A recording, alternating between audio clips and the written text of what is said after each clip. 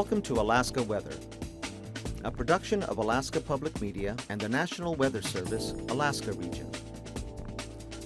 Produced and broadcast daily from the studios of KAKM, Alaska Weather provides complete forecasts, public, marine, and aviation for all of Alaska.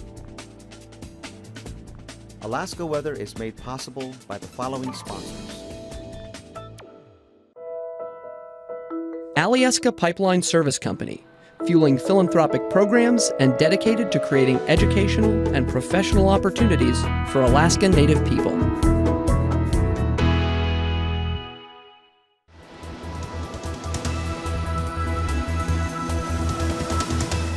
The National Weather Service. Good Tuesday, everyone. I'm meteorologist Dave Snider with the National Weather Service. It's the 28th of March. We're almost done with March, and for the last 28 days or so, it has been a very dry stretch for many of you in South Central. That ended this morning and maybe even late last night with a little bit of snow. If you'd like to get the latest weather information, you can anytime on your phone, whether that's a cell or a landline. Call 800-472-0391. Weather.gov/Alaska will work on your phone, mobile device, or at your PC or Mac there. However, if you're looking for a lower broadband experience, just the text option is available there as well. So load that up and then bookmark the text options, and that'll speed you through if you've got kind of a so-so connection, whether you're right along the coast or maybe a little bit further out in the bush. nws.ar.tv weather at noaa.gov is a great way to get in touch with the TV desk. That'll come straight to me and my coworkers there, and we'll be happy to guide you through the website if you're looking for a radar picture or just zone forecast. If you're out around the Marines or something, or you're looking for some ice information, we can help you find that, and we'd love to do that. Always find us on Facebook and Twitter, as well as YouTube around National Weather Service Alaska region. Waves of snow are going to continue across South Central. Last night we were talking about a pretty big pattern change across the region. Tonight we're in the middle of it, and wave after wave after wave of snow will come over South Central. This is all going to transition north and east over the next 24 hours. So by midday tomorrow, snow will be winding down across the western parts of the Kenai Peninsula and Anchorage and slowly transitioning northward. While the immediate snowfall hasn't been very impressive, the part that we're concerned about is that snow may add up over time, especially overnight and tomorrow. And it looks like that's going to have some travel impacts there for your evening and morning commute. So this is mainly focused around the Glen Highway region for Anchorage and South Central, and into the parks for that matter as well. The evening commute going in through the nighttime hours tonight and probably mid to late night, heavier snowfall is going to be picking up, and it could last on and off into Wednesday morning. Snow will diminish midday, and by the evening we'll probably have more clouds than any snowfall around. But remember the phrase, this will be pretty important for the next 24 hours for sure, no matter where you are in Alaska, but certainly South Central. Ice and snow, take it slow. Right now we have a winter weather advisory right over Anchorage, which is right underneath that dot, so you can't really see anything highlighted there, but we're expecting up to 9 inches of snow and as little as 5 for most parts of the Anchorage area and city regions. So we are expecting at least some more accumulation on top of maybe a lot more on top of what you've already not seen a whole lot of. In fact, this morning we only had about an inch across many parts of the city. What happens the rest of the week? Probably snow throughout the midday, but after that the winds kick in on Thursday and Friday, and they're going to be coming off the mountains, so look at those temperatures go up. Upper 30s on Thursday, mostly dry. For Friday and Saturday, maybe a snowflake or two, maybe a raindrop or two, but temps will be in the 40s. And nighttime low temperatures will hover very close to, if not just below, the freezing point. So you know that's going to make things slick if you're driving around town. And what about southeast? Watch the satellite picture here. I wish this was a radar. And you can see several waves of low pressure here across the Gulf. Right now it's organizing across the northern Gulf, but we have another puff of moisture that's going to work its way north and east, but it's all getting a big kick from a system you just can't see on the satellite picture yet, and that is a deepening area of low pressure across the North Pacific. In the meantime, this moisture is also working its way into the interior, and we expect to see some more waves of snow starting up kind of slow across the middle and upper Tanana Valley, but also across the south-facing slopes of the Brooks Range. And this will start to spread that snow out a little bit more across the interior in the coming days. Across the west, things are still pretty dry. In fact, you can see the ice edge here because things are so dry and under the control of high pressure. Those winds are still working their way from north to south across the west coast and keeping the sky generally dry and stable because of that. But already you can see things changing out across the west with more clouds across the western Bering Sea. And that trend will continue as well as low pressure deepens to our south. Here's a look at the surface chart, and snow was falling across south central today in earnest in some cases around Prince William Sound with more than 5 to 7, even 9 inches of snow, I think, around some parts of Valdez. Out across the Gulf, some hits and misses of rainfall. We also saw some rain across parts of northern southeast with low pressure sitting around Haida Gwaii. Beddoes was reporting some light snow, as was Huslia, and out across the western part of the Yukon Delta, but with conditions so dry, save for an isolated cloud, it doesn't look like there's a very good chance for any widespread snow. So we're going to count that out for tonight. Looks like snow showers across the northern and western sections of the interior tonight, as well as regions across south central, the Parks Highway, and into areas generally from, we'll say Willow and Chickaloon southward into the Kenai Peninsula and Prince William Sound. Periods of rain and snow showers should be expected along the coast. A better chance for rain and snow across parts of southeast as well as we get into the nighttime hours and some of that moisture continues building northward. As we get into Wednesday, low pressure moves north and into the Parks Highway system as well as the upper parts of the Glen Highway. And you'll notice it peeling away from the Cook Inlet region. So snow diminishes from west to east tomorrow. But during that next 12-hour period from tonight into early tomorrow morning, parts around Anchorage and coming and going from town, if you're a commuter, things could be fairly tricky. If you're flying in, you might actually be able to do a little bit better than folks with 4 wheels if you can manage the visibility in the ceilings. Across southeast, watch for rain showers on and off throughout the day there. Sometimes that may mix in with a little bit of snow. Across southwest, a generally clear sky. We'll call it mostly to partly sunny. Up north, pockets of fog, occasionally with some flurries there across the Chukchi Coast and the Beaufort Sea Coast. Here's the first hint of a changing weather pattern across the North Pacific. That warm air will be lifting northward. As we get into Thursday, notice that trend is moving from southwest to north and east, so not right into the Alaska Peninsula or Bristol Bay. In fact, it's moving into the Gulf. With that will come a push of moisture into southeast, a better chance for rainfall and probably increasing wind as we get into Thursday night and Friday. Across south central, this means a tightening pressure gradient, and this is what's going to bring in the warmth across the Kenai Mountains and the Chugach, and we expect to see that bring temperatures back up into the upper 30s, perhaps even mid-40s where you are by the end of the week.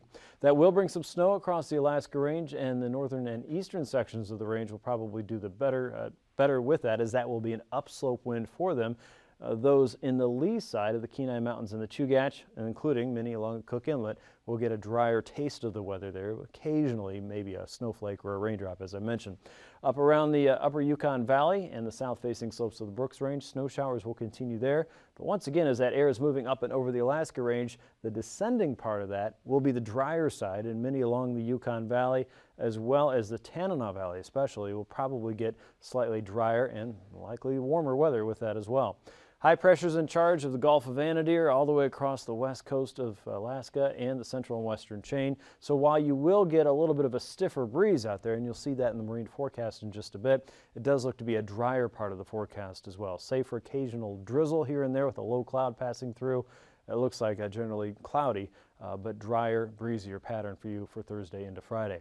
Here's a look at temperatures today. Southeast didn't do so bad. 40s for many locations, including the capital city at 45 around 3 o'clock today. Hyder was 45, lower 40s for Sitka. Ketchikan and Annette were both in the lower 40s. 38 for Yakutat, same as Cordova. 34 in Valdez. Upper 20s and lower 30s for many along the Cook Inlet region. Homer saw 35. Talkeetna was 37. Glen Allen and Gulkana near 37 degrees. 31 in Northway. 22 in Eagle. 19 in Fairbanks today. It was 24 in Healy. 26 for Fort Greely. Fort Yukon saw 19. Arctic Village was 18. Anaktuvuk Pass right at 0 at 3 o'clock. 11 below in Atkasuk, but closer to the coast, Barrow was only 5 below. Kaktovik 5 above. Wainwright 8 below. Kivalina 9 below. A little bit warmer in Kotzebue, but not by much. 6 below in Shishmaref. Nome saw 7, while Unalakleet was at 12 degrees. Galena and areas out around the lower and middle Yukon Valley in the teens and 20s today. McGrath had 24, with Russian Mission closer to 25. Emonic and Bethel both in the low to mid-teens. Nunivak Island was 18. Savunga and Gamble, both in the lower teens this afternoon. Bristol Bay temperatures in the mid-20s for Dillingham and King Salmon. Lower to mid-30s for many along the Alaska Peninsula. Sandpoint 36. Kodiak Island closer to the 30s today. In fact, Kodiak a milder 38. 37 for Adak and Atka, and also out at Shemya. 37 degrees this afternoon. Overnight low temperatures will be the mildest east of where that low pressure system is heading. That's because you're in that warm air path heading from south to north. So we get into teens north of the Alaska Range, but 20s and 30s south of that all the way to Kodiak Island. Southeast also mild in the lower to mid 30s for many locations. Sitka could be warmer at 37. Up around the Arctic coast, anywhere from 10 to 20 below. Areas out around Point Lay, a little bit colder at 24 below. Kotzebue Sound temps from 10 to 20 below as well. Nome 14 below. Bethel 1 below. And again, that's that colder, drier air on the backside of the weather system. Teens and 20s for the Alaska Peninsula, Unalaska and Dutch Harbor, 27 degrees, 16 in St. Paul, and 30s for the central and western chain, with highs there tomorrow nearing 40 degrees. St. Paul 24, lower to mid 30s for the Alaska Peninsula. Kodiak 35. South Central back in the lower 30s tomorrow. After that, it'll warm up for Thursday and Friday. Lower to mid 40s for Southeast. The interior, upper 20s to lower 30s, so you're warming up as well. Remember, all that warm air is moving from south to north. The North Slope anywhere from 0 to 10 below. Kotzebue Sound temperatures 5 to 10 above, 6 above for Nome, and as well as Unalakleet, 15 above for Nunivak Island and 14 in Sabunga. Flying weather shows IFR across the Prince William Sound region all the way around Wrangell St. Elias to the northern parts of Lynn Canal, the capital city, and around Sitka and southward in the morning hours, and hit and miss just south of Lake Iliamna around Naknek. Up north, you can expect some hit and miss IFR, but mostly MVFR for the Yukon Valley and the Arctic coast, southeast and northern Gulf Coast for your start tomorrow. That improves a little bit in the afternoon. Remember, snow's ending from southwest to north and east tomorrow. MVFR conditions continue for the Panhandle, IFR a little bit further north around Glacier Bay, MVFR into the interior around Barrow and just down the coast toward Wainwright, and also for most of the Aleutians as you get into your Wednesday. Anaktuvik and Adigan Pass, we expect to see MVFR conditions most of the day. Lake Clark and Merrill Pass, VFR to start, while lowering ceilings and visibility as we go. MVFR for most of the day around Rainy Pass and Windy Pass Wednesday. Isabel Pass may start at Instrument Rule, but we expect some improvements through the afternoon. Mentasta Pass, VFR conditions to start. Look for a lowered ceiling there, and pretty much all day in Tanita Pass, MVFR conditions. We expect to see a start at IFR for Portage Pass. Some improvements throughout your Wednesday there. And Chilkoot and White Pass may lean hard on IFR for a good start in the morning, maybe some improvements in the afternoon. Right now we're going to call IFR and be conservative there. Freezing levels show the cold air is winning out across the west, the southwest, Kodiak Island, south central, and a little bit of southeast. You can see the warmer air trying to nose its way up towards Sitka, just north of Craig and Klawock in the morning, but mostly cold is still winning the day as we get into your Wednesday. Icing potential remains light across the interior and a large part of southeast, generally above 4,000 feet. Conditions should improve again as the day goes on, and this lifts to the north and northeast throughout your day. The jet stream right now has that northerly flow still crossing through the Bering Strait. Winds are around 50 to 60 knots or so. We're getting into a westerly component across the northern Gulf tomorrow, about 50 to 65 knots there. But the dominant weather pattern that's continuing to impact Alaska is this low pressure trough. It's been slow to work through. It's going to be slow to leave. However, we still have moisture and more instability coming in across the North Pacific that'll be working toward the Gulf as we go into the next 24 to 36 hours, and you saw that on the surface chart a moment ago. At 9,000 feet, you see that west and southwesterly flow moving into southeastern Alaska, 15 to 30 knot winds there. Winds are generally light across the interior, but coming in from the south now, all the way across the Alaska Range and the Brooks Range. Low pressures hovering near Norton Sound with a light wind moving off the coast around Kotzebue Sound and coming back in around the YK Delta. And an east and northeasterly flow is light 10 to 15 across the Bering Sea. Really very little change except for speeds at 3,000 feet. Pattern nearly identical with winds from the west and southwest for southeastern Alaska, 10 to 15 knot winds in the interior. And winds a little bit stronger here, in fact a lot stronger across the central chain, anywhere from 40 to 70 knots as that weather system is deepening and strengthening, moving northward across the North Pacific. So turbulence, we're going to start watching for some thumps and bumps perhaps by the mid to late afternoon hours here across Adak and Atka below 4,000 feet. Everywhere else probably too far north just yet. Across the northern Gulf Coast, also below 4,000 feet, some chop there as low pressure still working its way through. Might get into a little bit of a barrier jet going on, so you wouldn't be surprised to find some light to isolated moderate in that region. Everywhere else, it doesn't look like there's any significant turbulence impact just yet. That's a look at your aviation forecast. I'll be back with your marine weather and a look at the sea ice edge in just a few minutes.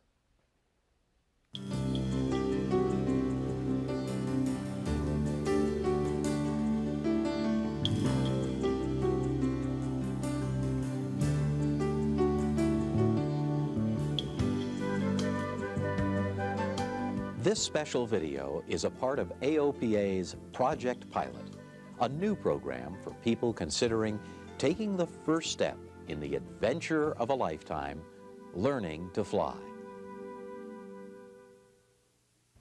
Hello, I'm Phil Boyer, president of the Aircraft Owners and Pilots Association. We're known to most people as AOPA for short. And it isn't hard to spot our members at the local airport. Just look for the cars and airplanes displaying the AOPA wings. Through AOPA's Project Pilot, we've invited our more than 320,000 members to think of people they know, people like you, who would enjoy the benefits of becoming a pilot. You've been nominated by an AOPA member to receive the special AOPA Project Pilot student kit that this video is a part of.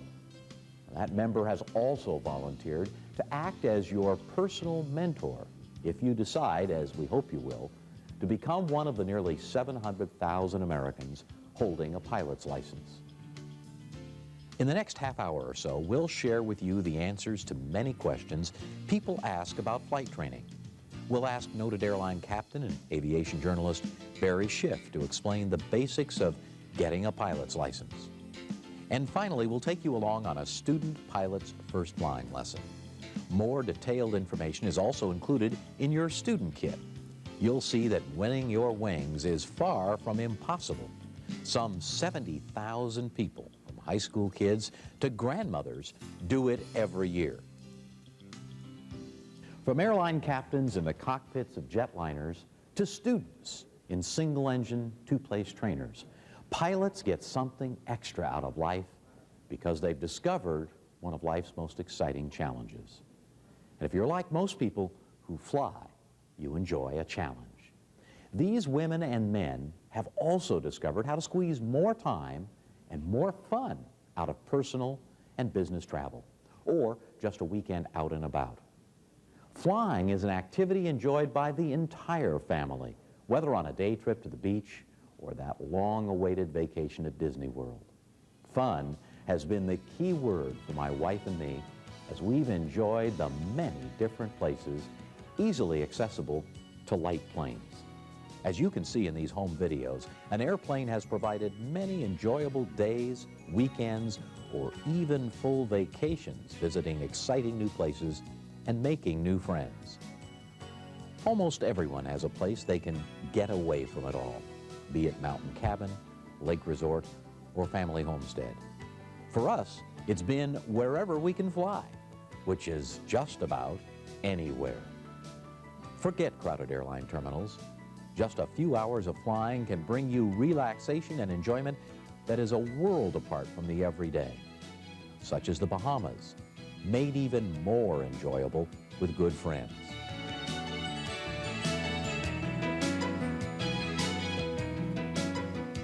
Scenic Calgary, Canada.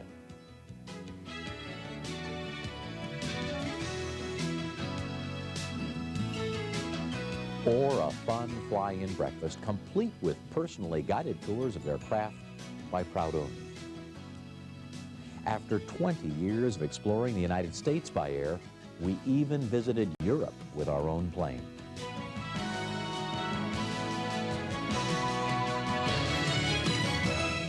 Learning to fly is easier than you think. It's surprisingly affordable, and it's safe.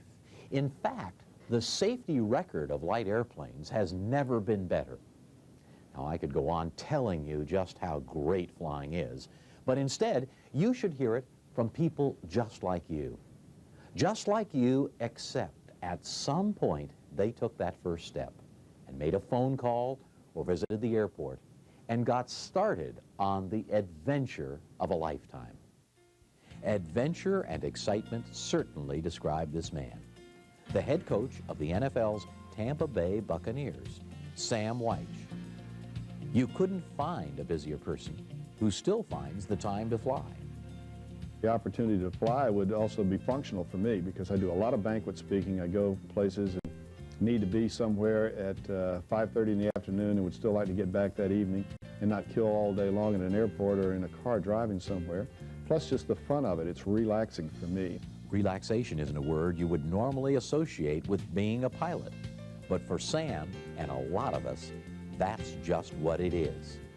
As a football coach, I'm constantly worried about what players to play, whether to go for it on fourth down, what strategy to employ, and I can get up in that plane on a Friday afternoon or a Saturday afternoon before a Sunday game and lose myself. And for an hour, finding holes in the clouds, I can forget about football because your attention has to be totally on that airplane when you're in the airplane. It is a serious business, but it's a very relaxing one.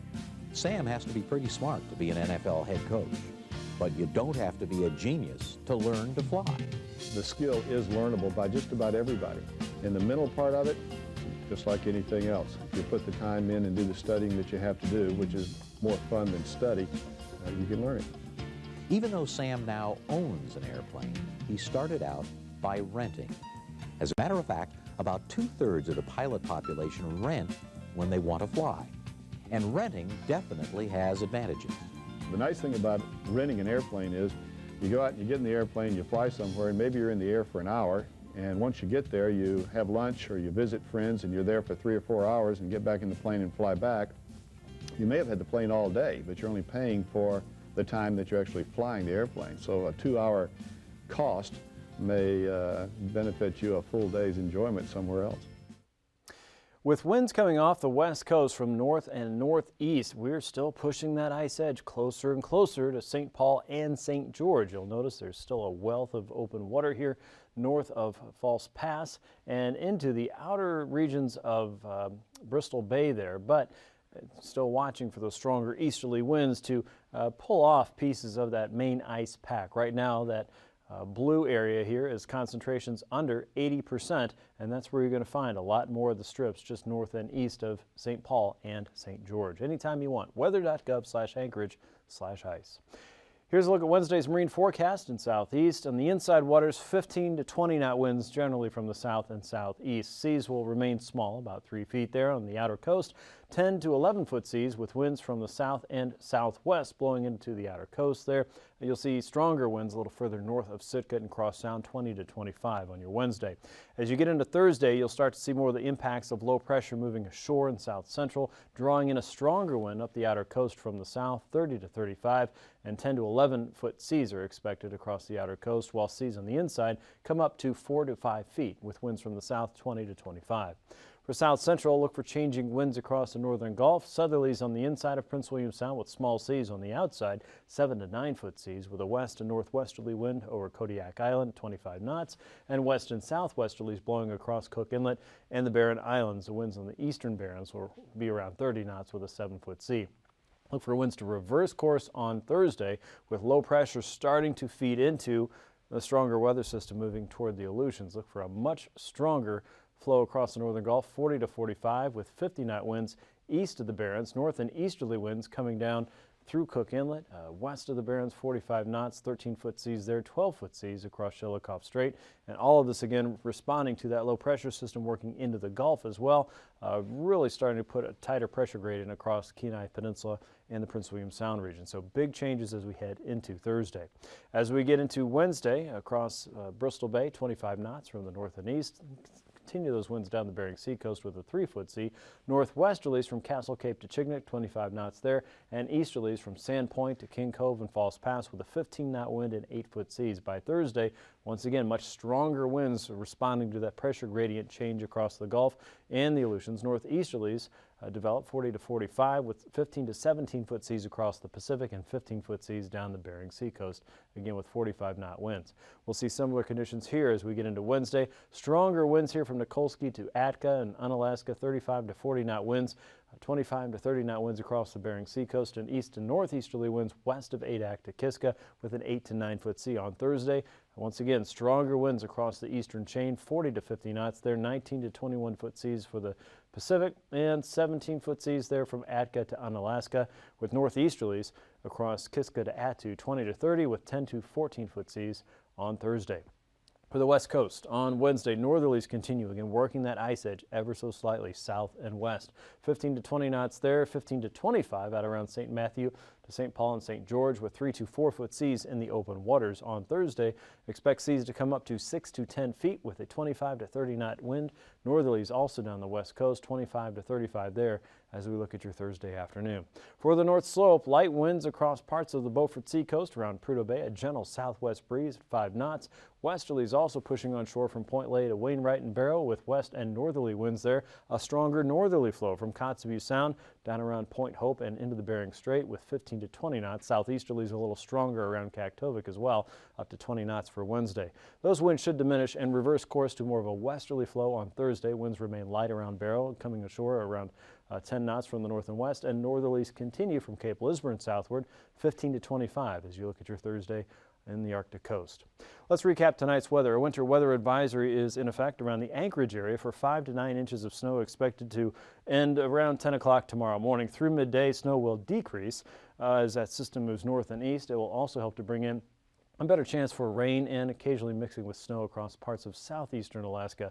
Snow showers also expected as we head into the interior, especially up the Parks Highway and into parts of the central interior, so watch for the forecast around the Fairbanks area. Out across south and west, decreasing clouds there as high pressure still in control, but a new weather system will move into the Gulf that should increase the wind across southwest, the Alaska Peninsula, south central, and eventually southeastern Alaska as we go into Thursday, while increasing the temperatures for many of the Gulf Coast communities and certainly increasing the wind as well.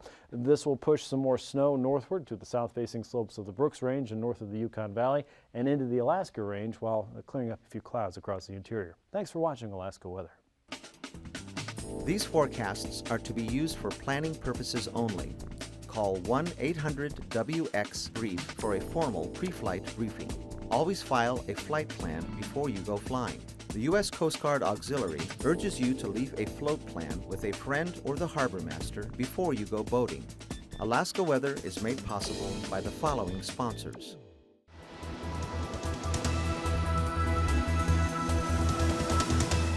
The National Weather Service.